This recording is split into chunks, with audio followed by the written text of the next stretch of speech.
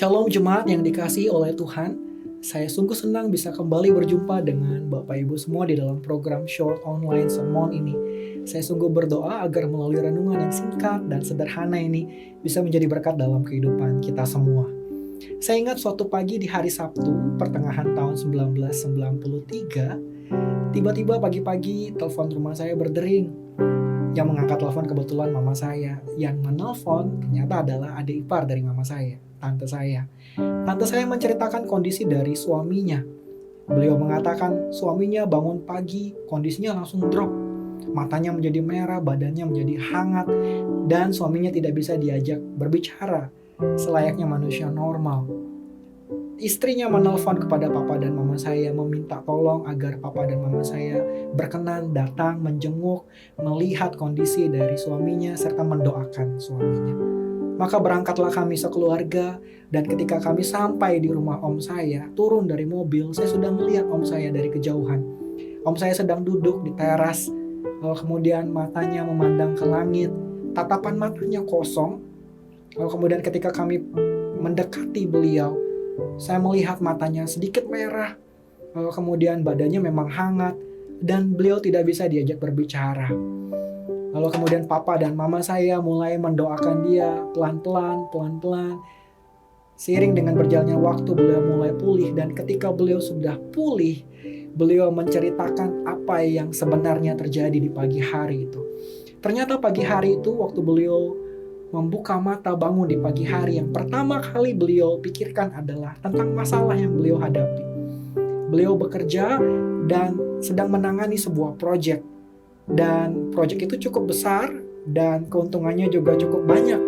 Tiba-tiba di tengah jalan, proyek itu punya satu masalah yang cukup pelik, sehingga proyek itu menjadi terhambat. Dan ini yang terus dipikirkan oleh om saya. Sampai pagi hari ketika dia bangun, pertama kali yang dipikirkan adalah masalah itu. Dan dia berkata waktu dia mulai memikirkan masalah itu, tiba-tiba dia merasa kepalanya menjadi berat, dia pusing, dan dia menderita sakit kepala yang hebat. Setelah itu dia tidak mengingat apa-apa lagi, sampai papa dan mama saya datang mendoakan dia. Bapak Ibu, ternyata apa yang dialami oleh om saya waktu itu punya penjelasan secara medis. Dalam dunia medis dikenal dengan istilah cortisol awakening response, atau hormon kortisol yang meningkat di pagi hari ketika manusia bangun. Ketahuilah Bapak Ibu, 30-45 menit waktu pertama ketika manusia bangun di pagi hari, hormon kortisol, hormon stres di dalam tubuh kita itu meningkat 38% sampai 75%, tergantung dari kondisi mental dan kondisi fisik tiap-tiap manusia. Hal itu yang menyebabkan banyak orang pagi-pagi udah uring-uringan. Banyak orang pagi-pagi bawaannya udah marah-marah. Banyak orang pagi-pagi udah stres, pikirannya udah aneh-aneh, ngomongannya ngelantur. Kenapa? Karena hormon stresnya pagi-pagi meningkat.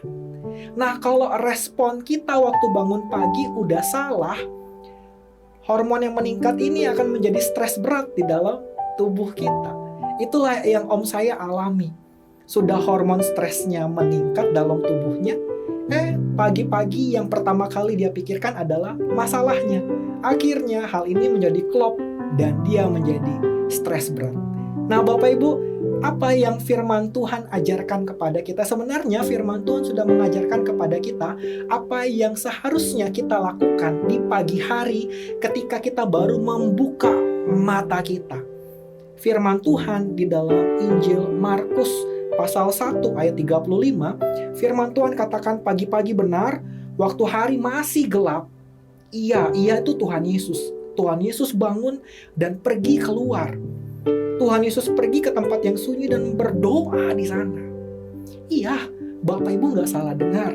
Tuhan yang Anda sembah waktu beliau ada di dunia ini dan menjadi manusia, pagi-pagi benar ketika beliau baru bangun tidur, beliau berdoa kepada Bapa di surga. Di dalam doa ada pengucapan syukur. Di dalam doa ada fokus kepada Tuhan. Di dalam doa ada penyerahan hidup kita. Kita mengandalkan Tuhan sepenuhnya sepanjang hari. Itu yang Tuhan Yesus lakukan, Tuhan Yesus ajarkan dan menjadi teladan di dalam kehidupan kita semua. Selayaknya kita mengikuti apa yang Tuhan ajarkan bagi kita semua.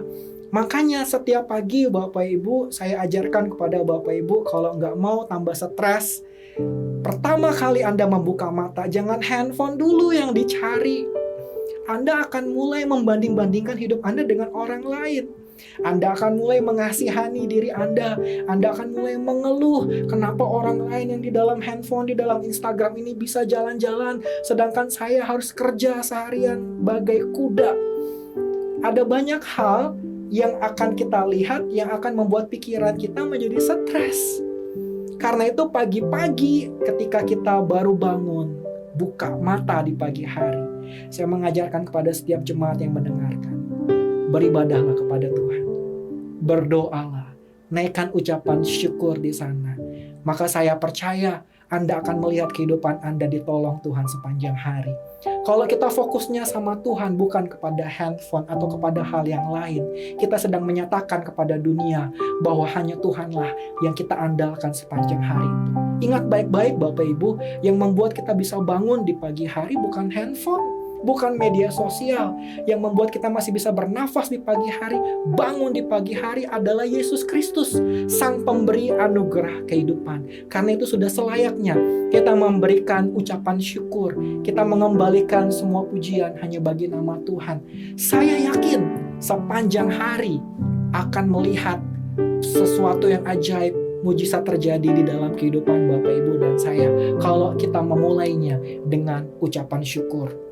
Melalui kesempatan program Short Online Sermon kali ini, saya memberikan dua pilihan dalam kehidupan Bapak Ibu.